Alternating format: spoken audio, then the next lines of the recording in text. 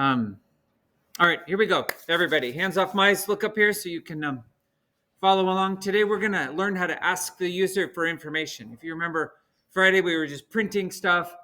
Um, and so today, we're going to learn the input function. And a lot of programming is about functions. Functions are just pieces of code, little blocks of lines of programs that you can call from anywhere in your program, and then they do something, and you know what they do because they're clearly defined. In this case, we've already been using the print function. We don't see what's on the inside of the print function because that's built into Python. But you know, if you say print, that stuff will happen, right? You don't have to go, oh, I wonder what print does. But hey, Emma, good to see you. Functions sometimes have something inside the parentheses. Like look down here, we've got this print call. The parentheses are empty. You can call print with nothing in the parentheses, and when you do that, it just prints a blank line. But also, you can call print with multiple things in the parentheses. That's if you want to print multiple things. So those things are called arguments. What's inside the parentheses, and you either functions can have arguments or not. You know, it depends on how they're set up. But let's take a look. Here's the print function. We've already printed things, but here's some examples. Just saying print with nothing in the parentheses prints a blank line. Print with some text in quotes will print that text. And then you can also print things with commas in between. So if you wanted to print the numbers 1, 2, and 3, you could just put commas in between. And Python adds a space automatically when you put commas and you're printing multiple things. So these things in here, the hello world and the 1, 2, 3, those are called arguments. You don't have to worry about the terms. I'm not going to use them a lot, but I want you to know what they are. But today we're learning the input function and then another function that goes with it usually. So input lets you get information from the user, from whoever's running your program. So here's an example. I made a variable called name. I said name equals input, and then in parentheses, I said enter your name. And when we run this code, it looks like this. Python prints enter your name. And then the user can type their name and hit enter. And then whatever they typed gets stored in this variable right here. This is a variable, not some special thing. I could have said n or name or the user's name or anything. Variables, you can have lots of different names for your variables, but this one I just called name. I'll take that. Is that the signed document? Yeah, bring it up. So by the way, thank you. Variable names can be letters and numbers, but they can't start with a number and they can't have spaces in them. So a variable, you can't say my friend, my space friend, that can't be a variable name, but you could say my friend and it was just my friend without a space. Like here I have a variable called secret word. You know, if you're doing a guess the secret word game, then you could jam them together without a space if you want. But you can also put underline characters in a variable name, but you can't use like plus or minus because then otherwise Python would be like, are we subtracting? Or are we adding? You know, those are operations. So the input function takes whatever you type, whatever the user types, and stores it in something called a string variable. So a string variable is a fancy term that means text. And it could be text or text and numbers, but Python considers it text. There's different kinds of variables in Python. A string variable is text.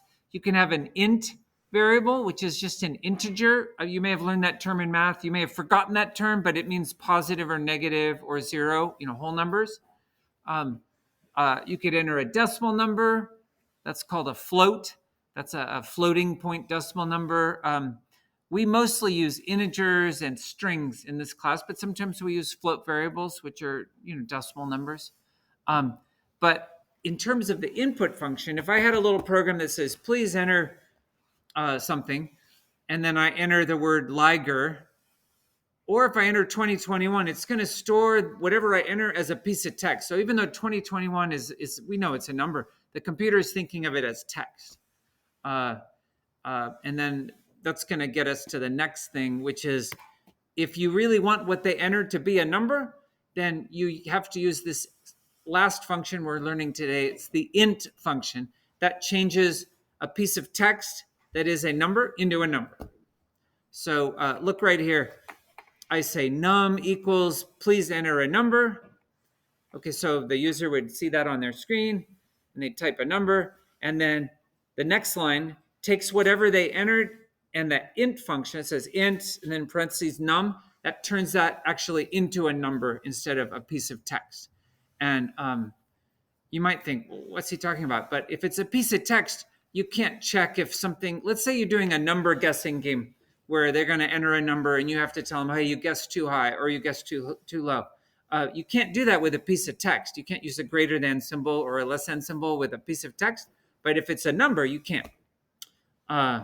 So I'll show you in just a sec an example. You can also put these commands just all together like this. This is totally fine too. Num equals, and you have a function inside of a function. We have int, and then parentheses, and then input, and another parentheses, and then, hey, enter a number, and then you have to have two close parentheses, because everywhere where there's an open parentheses, I guess for you guys it would be here, then you have a closed parenthesis.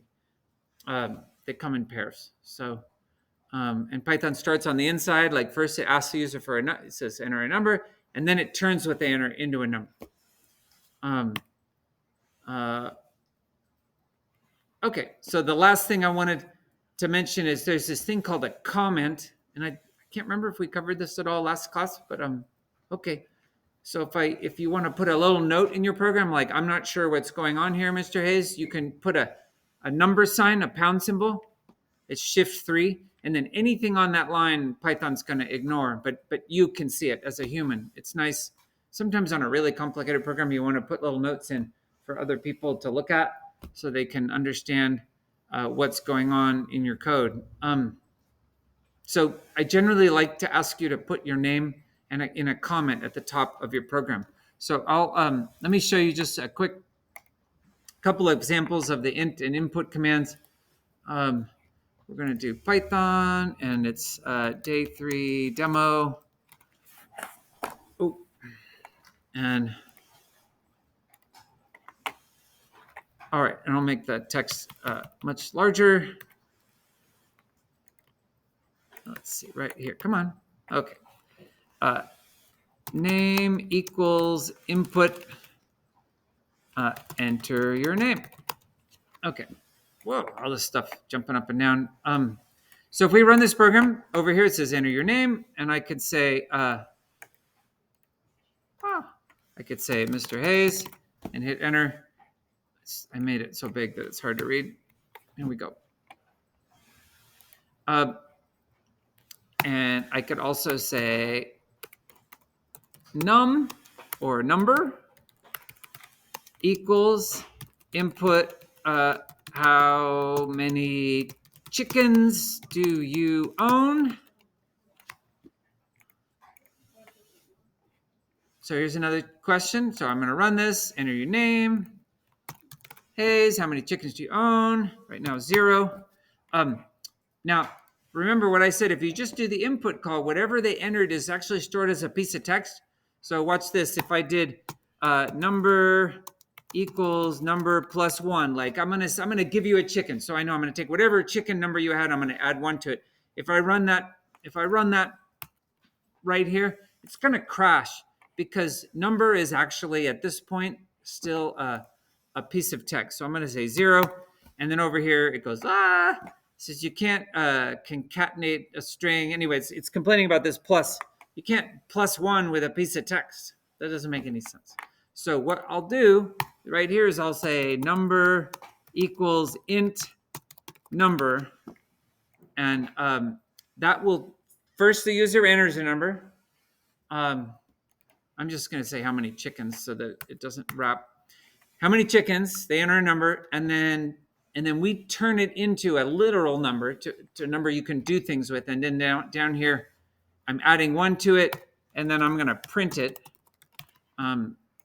And I'll show you right here. So how many chickens? I say 0, but then it ends up printing a 1 instead of crashing because it took what the user entered, turned it into an integer, and then I added 1 to it and printed it. So I guess right here, I could say, actually, you have, and